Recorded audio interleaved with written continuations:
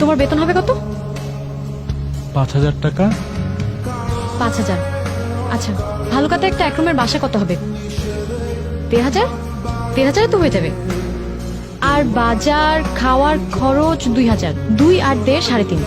3.5 হলে আর আমাদের যোগাযোগ, যাতায়াত আর বিল টিল মিলে আরো 1,000, হাতে থেকে 500। 500 টাকায় সিনেমা, না সিনেমা বাদ। 500 টাকায় বাইরে খেতে যাওয়া, ঠিক আছে? না, বাইরে খেতে যাওয়া বাদ। জামা কাপড় দুজনের, না না, জামা কাপড় বাদ।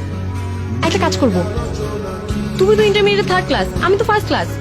আমি একটা চাকরি নিয়ে নিব ভালুকায়। হ্যাঁ, তোমার স্কুলে তো হয়ে যাবে, তাই না? তোমার 5,000 আর আমার কিছু, ব্যাস দুজনে হয়ে যাবে। চলো। কোথায়? ভালুকায় চলো। তোমার তো বিয়ে। হ্যাঁ, বিয়ে।